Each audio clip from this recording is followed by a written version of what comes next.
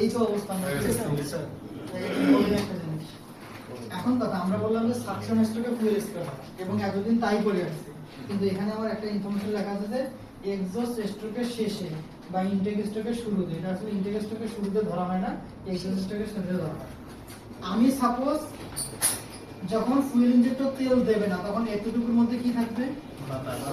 সে বাতাস কি যেতে পারবে? বন্ধ থাকার কারণে যেতে পারবে না। যখনই ইনটেক ভালভ খুলে গেল, পিস্টন টিডিসি থেকে বিডিসি তে নামা শুরু হলো, তখনই ফুয়েল স্প্রে হবে। এখন ফুয়েল যখন স্প্রে হবে তখন এই দিক থেকে যত এয়ার ফুয়েল মিক্সচার ঢুকবে তার মধ্যে তেল থাকবে, কিন্তু এতটুকু বাতাসের মধ্যে কি কোনো তেল থাকবে না। তখন কি হবে? লিন মিক্সচার হওয়ার চান্স বেড়ে যায়, অর্থাৎ বাতাস বেশি তেল কম। এই সমস্যার সমাধানের জন্য ম্যানুফ্যাকচার কোম্পানি কি করছে? এক্সজস্ট স্ট্রোকে পিস্টন উঠতেছে, পোড়া গ্যাস বের হচ্ছে আমরা জানি এখানে গিয়ে এক্সজস্ট শেষ।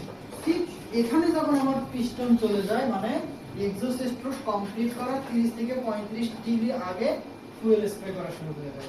এতে কি হয়? এই যে এতটুকু জায়গার মধ্যে যে পরিমাণ এয়ার আছে, ওই এয়ারের মধ্যেও যতটুকু তেল দেওয়া দরকার ততটুকু তেল দেয়, যার কারণে আমরা বলবো যে ব্লাস্ট প্রপার ক্লিয়ার হয়। তাহলে কোন স্ট্রোকে তেল স্প্রে করে?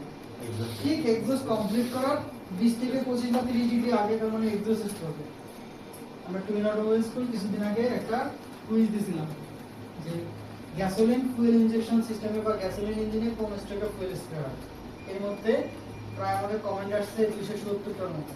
3 জন শুধু বলছে এক্সজস্ট স্ট্রোকে। এই তিনটাই